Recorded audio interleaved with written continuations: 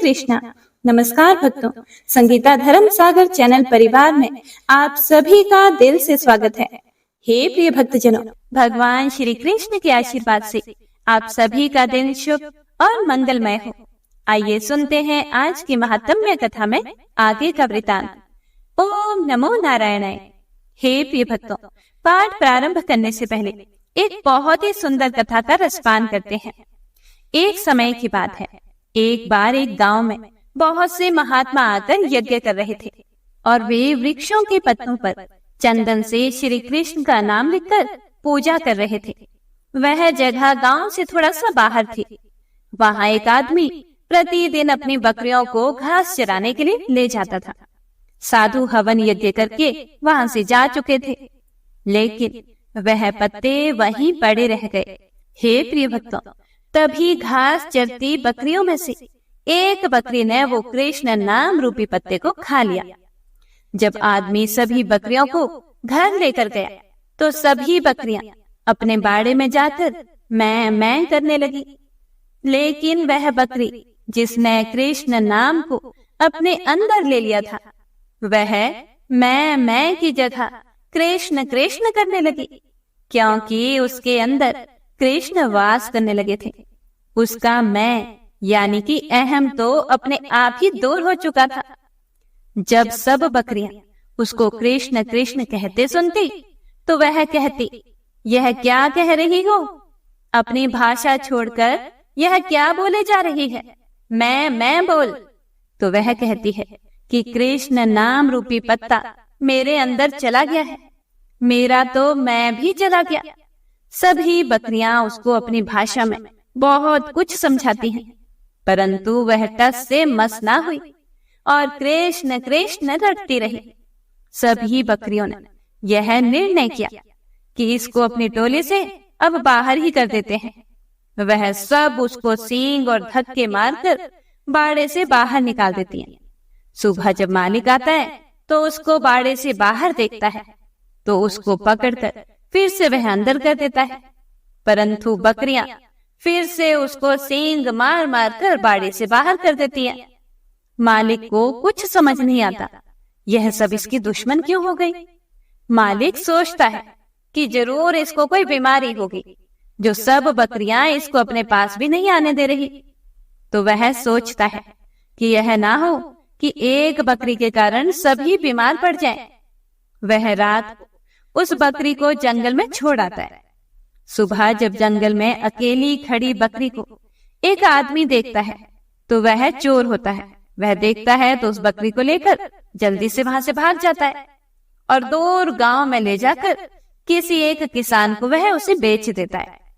किसान, जो कि बहुत ही भोला भाला और भला मानस होता है, उसको कोई फर्क नहीं पड़ता कि बकरी मैं कर रही है या कृष्ण कृष्ण। वह बकरी सारा दिन कृष्ण कृष्ण जपती रहती। अब वह किसान उस बकरी का दूध बेचकर अपना गुजारा करता है। कृष्ण नाम के प्रभाव से बकरी बहुत ही ज्यादा और मीठा दूध देती है। दूर दूर से लोग उसका दूध उस किसान से लेने आते हैं। किसान, जो कि बहुत ही गरीब था, और बकरी के आने पर उसके दूध की बिक्री होने से उसके घर की दशा अब सुधरने लगी। एक दिन राजा के मंत्री और कुछ सैनिक उस गांव से होकर जा रहे थे। उनको वहां बहुत भूख लगी, तभी उन्हें किसान का घर दिखाई दिया। किसान ने उनको बकरी का दूध पिलाया। इतना मीठा और अच्छा दूध पीकर मंत्री और सैनिक बहुत खुश हो गए। उन्होंने किसान को कहा कि हमने इससे पहले ऐसा दूध कभी नहीं पिया। किसान ने कहा, यह तो इस बकरी का दूध है जो सारा दिन कृष्ण कृष्ण करती रहती है। मंत्री उस बकरी को देखकर और कृष्ण नाम जपते देखकर हैरान हो गए। वो किसान का धन्यवाद करके वापस अपने नगर में राजमहल में चले गए। तभी उन दिनों राजमाता, जो कि काफी बीमार थी, बहुत उपचार के बाद भी वह ठीक ना हुई। राजगुरु ने कहा कि माता जी का स्वस्थ होना थोड़ा मुश्किल है, अब तो भगवान ही इनको बचा सकते हैं। फिर राजगुरु ने कहा कि अब आप माता जी के पास बैठकर ज्यादा से ज्यादा ठाकुर जी का नाम लो। राजा, जो कि काफी व्यस्त रहते थे, वह सारा दिन राजपाट संभाले या माताजी के पास बैठे। नगर में किसी के पास भी इतना समय नहीं कि राजमाता के पास बैठकर भगवान का नाम ले सके। तभी मंत्री को वह बकरी याद आई जो कि हमेशा कृष्ण कृष्ण का जाप करती थी। मंत्री ने राजा को इसके बारे में बताया। पहले तो राजा को विश्वास ही नहीं हुआ, परंतु मंत्री जब राजा को अपने साथ उस किसान के घर ले गया तो राजा ने बकरी को कृष्ण नाम का जाप करते हुए सुना तो वह भी हैरान हो गया। राजा किसान से बोला कि आप यह बकरी मुझे दे दो। किसान बड़ी विनम्रता से हाथ जोड़कर राजा से बोला कि इसके कारण ही तो मेरे घर के हालात ठीक हुए हैं। अगर मैं यह आपको दे दूंगा तो मैं फिर से भूखा मरूंगा। फिर राजा ने उस किसान से कहा कि आप फिक्र ना करो, मैं आपको इतना धन दे दूंगा कि आपकी गरीबी दूर हो जाएगी। अब किसान ने भी खुशी खुशी बकरी को राजा को दे दिया। अब तो बकरी राजमहल में राजमाता के पास बैठकर निरंतर कृष्ण कृष्ण का जाप करती। कृष्ण नाम के कानों में पड़ने से और बकरी का मीठा और स्वच्छ दूध पीने से राजमाता की सेहत में सुधार होने लगा और धीरे धीरे वह बिल्कुल ठीक हो गई। अब तो बकरी राजमहल में राजा के पास ही रहने लगी। तभी उसकी संगत से पूरा राजमहल कृष्ण कृष्ण का जाप करने लगा। अब पूरे राजमहल और पूरे नगर में कृष्ण रूपी माहौल हो गया। हे प्रिय भक्तों, एक बकरी जो कि एक पशु है, कृष्ण नाम के प्रभाव से सीधे राजमहल में जा पहुंची और उसकी मैं यानी कि अहम खत्म हो गई। तो क्या हम इंसान निरंतर कृष्ण का जाप करने से हम भव से पार नहीं हो जाएंगे? बिल्कुल होंगे। तो इसीलिए हमेशा हरे कृष्ण का नाम जप करते रहिए। हरे कृष्ण कृष्ण कृष्ण हरे हरे, हरे राम राम राम हरे हरे, हरे कृष्णा। उम्मीद करती हूँ आपको यह कथा पसंद आई होगी। हे प्रिय भक्तों, तो आइए सुनते हैं आज की महत्वमय कथा का आगे का वृतांत। नारद मुनि बोले, हे देव, भगवान की यह कथा सुनने से हमें तृप्ति नहीं होती। आप फिर से परम गोपनीय रहस्य का वर्णन कीजिए। अनंत वासुदेव की महिमा का आपने भली भांति वर्णन नहीं किया, अब हम उसी को सुनना चाहते हैं। आप विस्तार पूर्वक बताएं। फिर ब्रह्मा जी ने कहा, हे मुनिवरों, अनंत वासुदेव का महात्म्य सार से भी अत्यंत सारतर वस्तु है। वह इस पृथ्वी पर बड़ी दुर्लभ है। हे विप्रगण, आदि कल्प की बात है, मैंने देव शिल्पियों में श्रेष्ठ विश्वकर्मा को बुलाकर कहा कि तुम पृथ्वी पर भगवान वासुदेव की शीलामयी प्रतिमा बनाओ, जिसका दर्शन करके इंद्र आदि देवता और मनुष्य भक्ति पूर्वक भगवान वासुदेव की आराधना करें और उनकी कृपा से निर्भय होकर रहें। मेरी बात सुनकर विश्वकर्मा ने तत्काल ही एक सुंदर और सुदृढ़ प्रतिमा बनाई, जिसके हाथों में शंख, चक्र, गदा और पद्म शोभा पा रहे थे।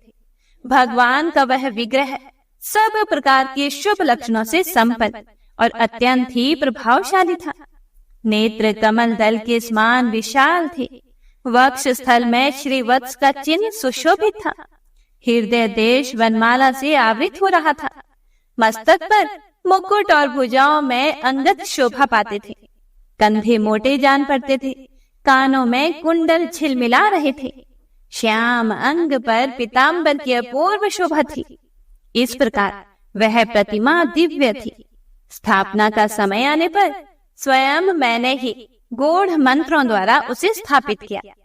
उस समय देवराज इंद्र ऐरावत पर सवार होकर समस्त देवताओं के साथ मेरे लोक में आए। उन्होंने स्नान दान आदि के द्वारा भगवत प्रतिमा को प्रसन्न किया और उसे लेकर वे अपनी अमरावती पुरी में चले गए। वहां इंद्र भवन में उसे पधराकर उन्होंने मन, वाणी और शरीर को संयम में रखते हुए दीर्घ काल तक भगवान की आराधना की और उन्हीं के प्रसाद से वृत्र एवं नमोची आदि क्रूर राक्षसों तथा भयंकर दानवों का संहार करके तीनों लोगों का राज्य भोगा। द्वितीय युग त्रेता आने पर महापराक्रमी राक्षस राज रावण बड़ा प्रतापी हुआ। उसने 10,000 वर्षों तक निराहार और जितेंद्रिय रहकर अत्यंत कठोर व्रत का पालन करते हुए भारी तपस्या की, जो दूसरों के लिए अत्यंत दुष्कर थी। उस तपस्या से संतुष्ट होकर मैंने रावण को वरदान दिया कि तुम ही संपूर्ण देवताओं, दैत्यों, नागों और राक्षसों में से कोई नहीं मार सकेगा। शाप के भयंकर प्रहार से भी तुम्हारी मृत्यु नहीं होगी, तुम यमदूतों से भी अवध्य रहोगे। ऐसा वर पाकर वह राक्षस संपूर्ण यक्षों और उनके राजा धनाध्यक्ष कुबेर को भी परास्त करके इंद्र को भी जीतने के लिए तत्पर हुआ। उसने देवताओं के साथ बड़ा भयंकर संग्राम किया। उसके पुत्र का नाम मेघनाद था। मेघनाद ने इंद्र को जीत लिया, इसीलिए वह इंद्रजीत के नाम से प्रसिद्ध हुआ। उसके बाद बलवान रावण ने अमरावतीपुरी में प्रवेश करके देवराज इंद्र के सुंदर भवन में भगवान वासुदेव की प्रतिमा देखी, जो अंजन के समान श्याम वर्ण और समस्त शुभ लक्षणों से संपन्न थी। हे प्रिय भक्तों, वह प्रतिमा समस्त मनोवांछित फलों को देने वाली थी। रावण ने यहाँ रखे हुए ढेर के ढेर रत्नों को तो छोड़ दिया और उस सुंदर प्रतिमा को तुरंत ही पुष्पक विमान से लंका में भेज दिया। वहां रावण के छोटे भाई धर्मात्मा विभीषण नगराध्यक्ष थे। वे सदा भगवान नारायण के भजन में लगे रहते थे। देवराज की भूमि से आई हुई उस दिव्य प्रतिमा को देखकर उनके शरीर में रोमांच आया। उन्हें बड़ा विस्मय हुआ। विभीषण ने प्रसन्न मन से मस्तक झुकाकर भगवान को प्रणाम किया और कहा, आज तो मेरा जन्म सफल हो गया, आज मेरी तपस्या का फल मुझे मिल गया। ऐसा कहकर धर्मात्मा विभीषण बारंबार भगवान को प्रणाम करके अपने बड़े भाई के पास गए और हाथ जोड़कर बोले, हे राजन, आप वह प्रतिमा देकर मुझ पर कृपा कीजिए। मैं उसकी आराधना करके भवसागर से पार होना चाहता हूँ। भाई की बात को सुनकर रावण ने कहा कि हे वीर, तुम प्रतिमा ले लो, मैं उसे लेकर क्या करूंगा? मैं तो ब्रह्मा जी की आराधना करके तीनों लोकों पर विजय पा रहा हूँ। विभीषण बड़े बुद्धिमान थे। उन्होंने वह कल्याणमयी प्रतिमा ले ली और उसके द्वारा 108 वर्षों तक भगवान विष्णु की आराधना की। इससे उन्होंने अणिमा आदि 8 सिद्धियों के साथ अजर अमर रहने का वरदान प्राप्त कर लिया। रावण बड़ा पापी और क्रूर राक्षस था। उसने देवता, गंधर्व, किन्नर, लोकपाल, मनुष्य, मुनि और सिद्धों को भी युद्ध में जीतकर उनकी स्त्रियों को हर लिया और लंका नगरी में लाकर रखा। फिर सीता के लिए मोहित होकर उसने उनको भी हर लाने का प्रयत्न किया। श्री राम के सम्मुख जाने में उसे भय होता था, इसीलिए मारीच को सुवर्णमय मृग के रूप में भेजकर उन्हें आश्रम से दूर हटा दिया और सीता को अकेली पाकर उन्हें हर लिया। इसका पता लगने पर लक्ष्मण सहित श्री राम को बड़ा क्रोध हुआ। उन्होंने रावण को मार डालने का निश्चय किया। इस कार्य में सुग्रीव उनके सहायक हुए।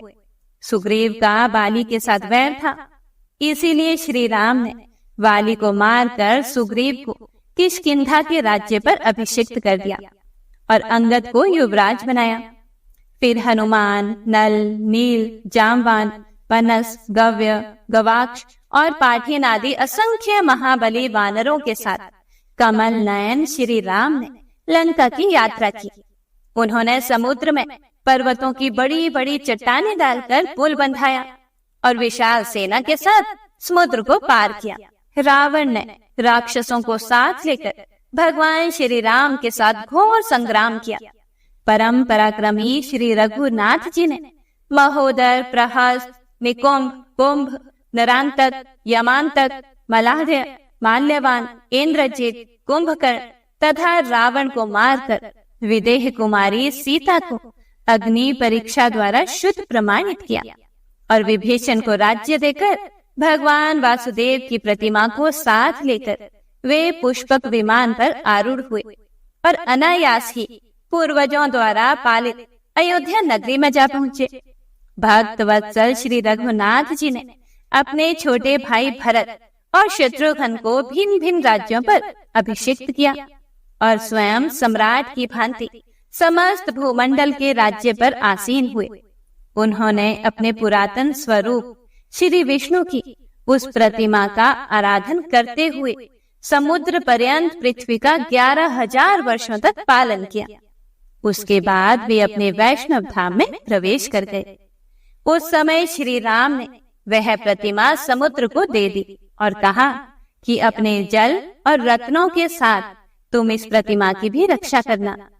द्वापर आने पर जब जगदीश्वर भगवान विष्णु पृथ्वी की प्रार्थना से कंस आदि का वध करने के लिए बलभद्र जी के साथ वसुदेव जी के कुल में अवतीर्ण हुए, उस समय नदियों के स्वामी समुद्र ने उस परम दुर्लभ पुण्यमय पुरुषोत्तम क्षेत्र में संपूर्ण लोगों का हित करने के लिए उक्त प्रतिमा को प्रकट किया, जो संपूर्ण मनोवांछित फलों को देने वाली थी। तब से उस मुक्तिदायक क्षेत्र में ही देवाधिदेव अनंत वासुदेव विराजमान है, जो मनुष्यों की समस्त कामनाएं पूर्ण करने वाले हैं। जो लोग मन, वाणी और क्रिया द्वारा सदा सर्वेश्वर भगवान अनंत वासुदेव की भक्ति पूर्वक शरण लेते हैं, वे परम पद को प्राप्त होते हैं। भगवान अनंत का एक बार दर्शन, भक्ति पूर्वक पूजन और प्रणाम करके मनुष्य राजसूय और अश्वमेध यज्ञों से 10 गुना फल पाता है। वह समस्त भोग सामग्री से संपन्न छोटी छोटी घंटियों से सुशोभित, सूर्य के समान तेजस्वी और इच्छा अनुसार चलने वाले विमान से वैकुंठ धाम में जाता है। उस समय दिव्यांगनाएं उसकी सेवा में रहती हैं और गंधर्व उसके यशगान करते हैं। वह अपने साथ कुल की 21 पीढ़ियों का भी उद्धार कर देता है। हे मुनिवरों, इस प्रकार मैंने भगवान अनंत के संबंध में कुछ निवेदन किया। कौन ऐसा मनुष्य है जो 100 वर्षों में भी उनके गुणों का वर्णन कर सके? हे प्रिय भक्तों, इस प्रकार मनुष्यों को भोग और मोक्ष देने वाले परम दुर्लभ पुरुषोत्तम क्षेत्र तथा अनंत वासुदेव के महात्म्य का वर्णन किया गया। पुरुषोत्तम क्षेत्र में शंख, चक्र, गदा, पद्म और पीताम्बर धारण करने वाले कमल नयन भगवान श्री कृष्ण विराजमान है, जिन्होंने कंस और केशी का संहार किया था। जो लोग वहां पर देव, दानव वंदित श्री कृष्ण, बलभद्र और सुभद्रा का दर्शन करते हैं, वे धन्य हैं। भगवान श्री कृष्ण तीनों लोकों के स्वामी तथा संपूर्ण अभीष्ट वस्तुओं के दाता हैं। जो सदा उनका ध्यान करते हैं, वह निश्चय ही मुक्त हो जाते हैं। जो सदा श्री कृष्ण में अनुरक्त रहते हैं, रात को सोते समय श्री कृष्ण का चिंतन करते हैं और फिर सोकर उठने के बाद श्री कृष्ण का स्मरण करते हैं, वे शरीर त्यागने के बाद श्री कृष्ण में ही प्रवेश करते हैं। ठीक वैसे ही जैसे मंत्रोच्चारण पूर्वक होम किया हुआ हविष्य अग्नि में लीन हो जाता है। इसीलिए हे मुनिवरों, मोक्ष की इच्छा रखने वाले पुरुषों को पुरुषोत्तम क्षेत्र में सदा यतन पूर्वक कमल नयन श्री कृष्ण का दर्शन करना चाहिए। जो मनीषी पुरुष शयन और जागरण काल में श्री कृष्ण, बलभद्र तथा सुभद्रा का दर्शन करते हैं, वे श्री हरि के धाम में जाते हैं। जो हर समय भक्ति पूर्वक पुरुषोत्तम श्री कृष्ण, रोहिणी नंदन बलभद्र और सुभद्रा देवी का दर्शन करते हैं, वे भगवान विष्णु के लोक में जाते हैं। जो वर्षा के 4 महीनों में पुरुषोत्तम क्षेत्र के भीतर निवास करते हैं, उन्हें सारी पृथ्वी की तीर्थ यात्रा से भी अधिक फल प्राप्त होता है। जो इंद्रियों को जीतकर और क्रोध को वशीभूत करके सदा पुरुषोत्तम क्षेत्र में ही निवास करते हैं, वे तपस्या का फल पाते हैं। मनुष्य अन्य तीर्थों में 10,000 वर्षों तक तपस्या करके जो फल पाता है, उसे पुरुषोत्तम क्षेत्र में एक ही मास में प्राप्त कर लेते हैं। तपस्या, ब्रह्मचर्य पालन तथा आसक्ति त्याग से जो फल मिलता है, उसे मनीषी पुरुष वहां सदा ही पाते रहते हैं। सब तीर्थों में स्नान दान का जो पुण्य फल बताया गया है, वह मनीषी पुरुषों को यहाँ सर्वदा प्राप्त होता है। विधि पूर्वक तीर्थ सेवन तथा व्रत और नियमों के पालन से जो फल बताया गया है, उसे वहाँ इंद्रिय संयम पूर्वक पवित्रता से रहने वाला पुरुष प्रतिदिन प्राप्त करता है। अनेक प्रकार के यज्ञों से मनुष्य जो फल प्राप्त करता है, वह जितेंद्रिय पुरुष को वहाँ प्रतिदिन मिला करता है। जो पुरुषोत्तम क्षेत्र में कल्प वृक्ष के पास जाकर शरीर त्याग करते हैं, वे निसंदेह मुक्त हो जाते हैं। जो मानव बिना इच्छा के भी वहाँ प्राण त्याग करता है, वह भी दुख से मुक्त होकर दुर्लभ मोक्ष प्राप्त कर लेता है। कृमि, कीट, पतंग आदि तथा पशु पक्षियों की योनि में पड़े हुए जीव भी वहाँ देह त्याग करने पर परम गति को प्राप्त करते हैं। जो मनुष्य एक बार भी श्रद्धा पूर्वक भगवान पुरुषोत्तम का दर्शन कर लेता है, वह सहस्त्रों पुरुषों में उत्तम है। भगवान प्रकृति से परे और पुरुष से भी उत्तम है, इसीलिए वे वेद, पुराण तथा इस लोक में पुरुषोत्तम कहलाते हैं। जो पुराण और वेदांत में परमात्मा कहे गए हैं, वे ही संपूर्ण जगत का उपकार करने के लिए उस क्षेत्र में पुरुषोत्तम रूप से विराजमान है। पुरुषोत्तम क्षेत्र के भीतर मार्ग में, शमशान भूमि में, घर के मंडप में, सड़कों और गलियों में, जहाँ कहीं इच्छा या अनिच्छा से भी शरीर त्याग करने वाला मनुष्य मोक्ष का भागी होता है। पुरुषोत्तम तीर्थ के समान किसी तीर्थ का महात्म में ना हुआ है और ना ही होगा।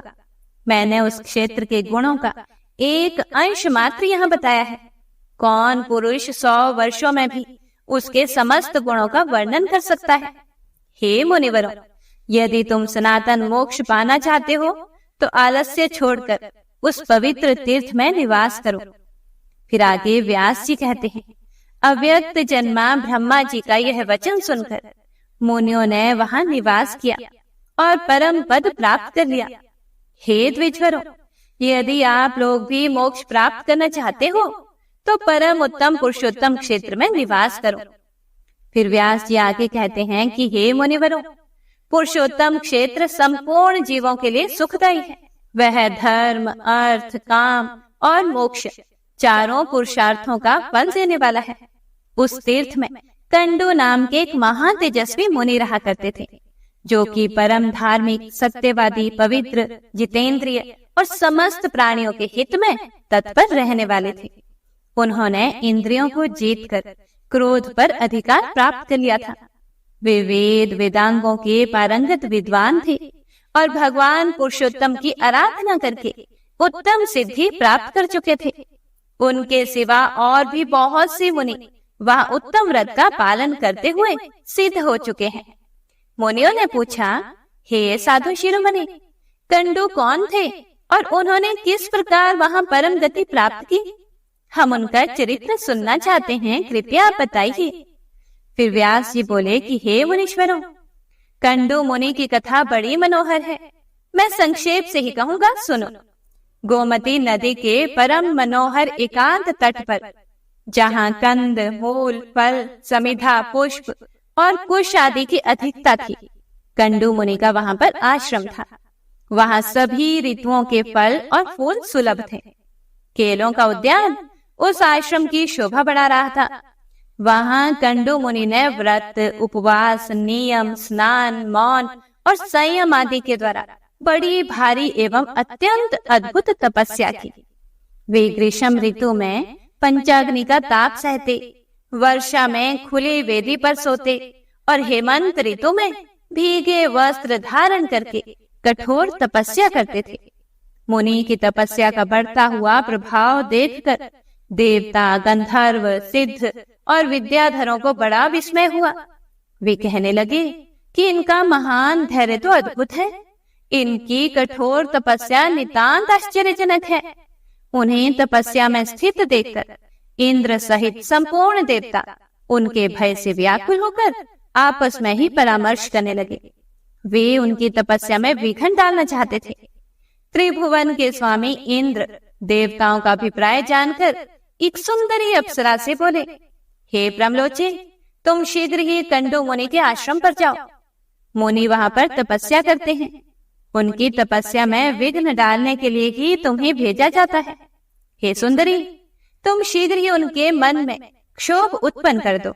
यह सुनकर ब्रह्मलोचा बोली, हे सुरश्रेष्ठ, मैं सदा ही आपकी आज्ञा का पालन करती हूँ, परंतु इस कार्य में तो मेरे जीवन का ही संदेह है। मैं मुनिवर कंडों से बहुत डरती हूँ। वे ब्रह्मचर्य व्रत के पालन में स्थित हैं। वे अत्यंत ही उग्र हैं। उनकी तपस्या बहुत तीव्र है। वे अग्नि और सूर्य के समान तेजस्वी हैं। मुझे अपनी तपस्या में विघ्न डालने आई हुई जानकर परम तेजस्वी कंडो मुनि कुपित हो उठेंगे और दुस्सह शाप दे देंगे। यह सुनकर इंद्र ने कहा कि हे सुंदरी, मैं कामदेव, ऋतुराज वसंत और दक्षिण समीर को तुम्हारी सहायता में देता हूँ। इन सब के साथ उस स्थान पर जाओ जहाँ वे महामुनि रहते हैं। इंद्र का यह कथन सुनकर मनोहर नेत्रों वाली ब्रह्मलोचा कामदेव आदि के साथ आकाश मार्ग से कंडो मुनि के आश्रम पर गई। वहां पहुंचकर उसने एक बहुत सुंदर वन देखा। तीव्र तपस्या में लगे हुए पाप रहित मुनिवर कंडो भी आश्रम पर ही दिखाई दी। ब्रह्मलोचा और कामदेव आदि ने देखा कि वह वन नंदन वन के समान रमणीय था। सभी ऋतुओं में विकसित होने वाले सुंदर पुष्प उसकी शोभा बढ़ा रहे थे। अनेक प्रकार के पक्षी वृक्षों पर बैठकर अपने श्रवण सुखद कलरवों से उस वन को मुखरित कर रहे थे। अप्सरा ने क्रमशः संपूर्ण वन का निरीक्षण किया। उस परम अद्भुत मनोहर कानन की शोभा देखकर उसके नेत्र आश्चर्यचकित हो उठे। उसने वायु, कामदेव और वसंत से कहा कि अब आप लोग पृथक पृथक मेरी सहायता करें। उन्होंने बहुत अच्छा कहकर स्वीकृति दे दी। तब ब्रह्मलोचा बोली, अब मैं मुनि के पास जाऊंगी जो इंद्रिय रूपी अश्रवों से जुटे हुए देह रूपी रथ के सारथी बने हुए हैं। उन्हें आज काम बाण से आहत करके ऐसी दशा को पहुंचा दूंगी कि मन रूपी बागडोर उनके काबू से बाहर हो जाएगी। इस प्रकार उन्हें मैं अयोग्य सारथी सिद्ध कर दिखाऊंगी। ऐसा कहकर वह उस स्थान की ओर चल दी जहां मुनि निवास करते थे। मुनि की तपस्या के प्रभाव से वहां के हिंसक जीव भी शांत हो गए थे। नदी के तट पर जहां कोयल की मीठी तान सुनाई देती थी, वहां वह ठहर गई। थोड़ी देर तक तो वह वहां खड़ी रही, फिर उसने संगीत छेड़ दिया। इसी समय वसंत ने भी अपना पराक्रम दिखाया। समय नहीं होने पर भी समस्त कानन में मधुर ऋतु की मनोहर शोभा छा गई। ओम नमो नारायणाय। हे प्रिय भक्तों, इससे आगे का वृतांत आप अगले अध्याय में सुनेंगे। उम्मीद करती हूँ आज की महत्वमय कथा आपको पसंद आई होगी। पसंद आई हो तो लाइक करके कमेंट बॉक्स में जयकारा जरूर लगाइएगा। मिलते हैं अगली वीडियो के साथ। तब तक के लिए हरे कृष्णा।